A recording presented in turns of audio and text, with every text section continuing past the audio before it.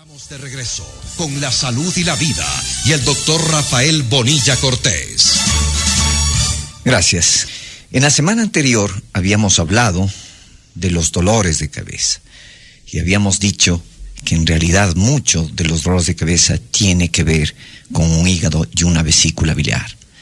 Lógicamente, bajo el contexto de la semiología, de la fisiología de la medicina tradicional china. Miren que de toda la casuística que he tratado yo en dolores de cabeza, un 45% de toda la casuística siempre se ocupaba en las patologías y etiologías de los dolores de cabeza al hígado y a la vesícula biliar. En todos estos casos de dolores de cabeza, no se evidenciaba ninguna patología demostrable dentro de los cánones de la medicina occidental, de la medicina corriente. Y lógicamente esto llevaba a que el paciente se desespere por no encontrar una razón del porqué de su dolor de cabeza por parte de la voz autorizada del médico. Esto, créame, motiva más a que el paciente presente otras formas de dolor de cabeza que no es precisamente con la que empezó su angustia, su calvario. Debemos decir que en el caso en donde está vinculada el hígado y la vesícula biliar, dicho de otra manera, la cólera reprimida, y dicho de otra manera, hacia la vesícula biliar, todo lo que es inseguridad, indeterminación, va a llevar a que haya un dolor de cabeza muy característico, que se localiza siempre de manera lateral, siempre a un lado de la cabeza, y que se reparte incluso en la mitad de la cara, siempre de un solo lado, y que suele durar de una manera intermitente, pero siempre de carácter paroxístico, siempre se presenta cíclicamente, siempre se va a exacerbar justamente por cólera, y más si está reprimida, y siempre en circunstancias de inseguridad, de indeterminación. El mundo de hoy es eso, un mundo de represión, un mundo reprimido. Este es un Ecuador reprimido en donde no nos han educado a confrontarnos desde niño con la realidad, a no ser honestos en la confrontación, con la frente, cara a cara. Y lógicamente esto determina que nuestros niños se vayan desarrollando y creciendo en términos de inseguridad, de ser inseguros, indeterminados. Y lógicamente eso va a llevar a que en el día carguen con muchas mochilas de piedras que le impiden a él ser una persona con autoestima definida. Y lógicamente eso le va a llevar a represiones, a aguantarse, a soportar, a cargar aquello que implica en el otro también inseguridad, solo que el otro puede gritar más y uno menos. Y eso va a implicar que uno pueda cargar este dolor que se manifiesta y puede empezar en la zona retroauricular, detrás de la oreja, en la zona mastoidea, y que puede irradiarse hacia adelante y puede estar por encima de la oreja y ser un dolor penetrante, punzante, a veces en forma pesada, y que llega a irradiarse hasta la zona interna de la ceja, sobre el ojo, y que puede ahí causar un dolor tan intenso que lleva al paciente a que esté en un lagrimeo y a que sufra de destellos centellantes y se manifieste esto como una hemicrania, como una jaqueca, como una migraña. Indudablemente hay una tendencia clara, consecuentemente, a un estado de irritabilidad. Recibe cólera y regresa cólera. En la mayoría de los casos, las contradicciones emotivas o los inconvenientes laborales, sociales, van a desencadenar siempre la crisis.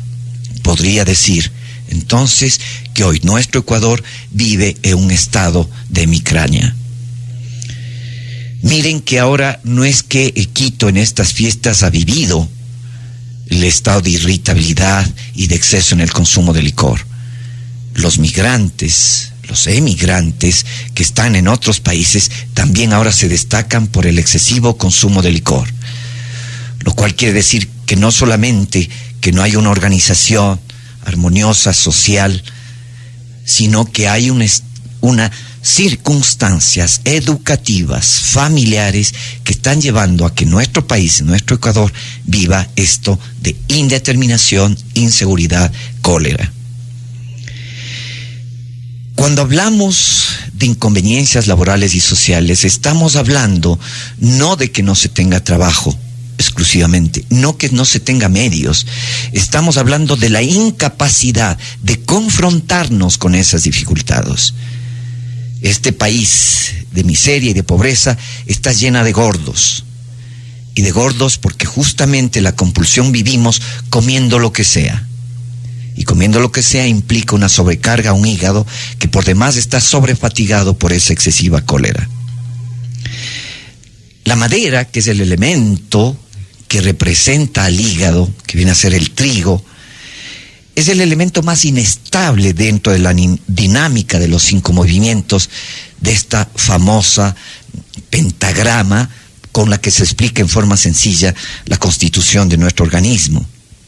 Habíamos dicho alguna vez que madera es hígado, que fuego es corazón, que la tierra es el páncreas, que el metal es el pulmón y que riñón es el agua. E indudablemente, si hay un hígado encolorizado, va a consumir mucha agua y va a ser un hígado seco. Y si hay un hígado seco, va a ser fácil presa del fuego y va a consumirse más fácilmente. Por eso es que el hígado es el más inestable, siendo uno de los órganos más importantes en la dinámica funcional de nuestro organismo. Hay un texto del Tao Te Ching de hace miles de años que dice su expansión, refiriéndose al hígado y a la madera, su expansión le lleva lejos y su lejanía le hace retornar. Cuando hay una persona con estado de cólera latente, de preocupaciones, de situaciones no solucionadas, que se levantan, se la rumia el día, se acuesta y se la rumia en la noche, indudablemente va a haber una fatiga funcional en el metabolismo de este rico órgano como es el hígado. E indudablemente se va a manifestar, además de este estado irritable de dolor de cabeza, con manifestaciones de desgaste muscular, de acalambramientos, de sensación de amortiguamiento de los brazos o de las nalgas, de la zona externa de una nalga o de un muslo, o va a haber sensación de mareo o sensación de fastidio frente a mucho ruido. Va a predisponerse a estados de sequedad de la garganta, de los ojos. Va a manifestar rechazo a cierto tipo de alimentación, como puede ser el huevo, el maní, los cítricos, el chocolate, ¿sí? Los noticieros. Y lógicamente eso va a llevar a que esa persona se fatigue cada vez más, se levante cansada y pase el día cansado, en donde por querer recuperarse esa fatiga toma café, que por color, por sabor negro, va indudablemente a quemar más a hígado, y en vez de dinamizarlo va a excitarlo, y la persona va a creer que le está ayudando el tomar café, cuando en realidad lo que hace por excitación es desgastarle más.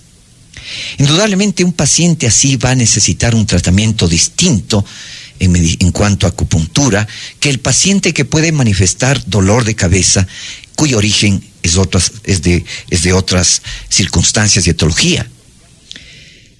En esto digamos que un 20% restante le integran los trastornos del vaso-estómago, llamado así en la medicina tradicional china, en donde la aparición del dolor tiene unas connotaciones claras con lo que uno come, con la ingesta, con lo que uno permite que entre a su organismo. Nuestro organismo debería ser eso, un templo en donde debemos hacer de nuestra comida nuestra mejor medicina. Mas, al contrario, resulta que no lo hacemos así. Desayunamos mal, o lo hacemos rápido o no lo hacemos, o creemos que con una tacita de café o con un vaso de jugo de naranja y luego leche estamos haciéndolo bien. Cuando en realidad creo que vale decir esta premisa: si nosotros nos imaginamos lo que sería conjugar alimentos en un vaso, en un plato, y ver a la media hora qué apariencia tienen, Con eso ya podríamos saber que dentro del organismo va a ser lo mismo. Si combinamos leche, un lácteo, con un ácido como el jugo de naranja, indudablemente que a la media hora en el vaso vamos a ver que eso está cortado, que está fermentando y que después de un rato incluso va a oler mal.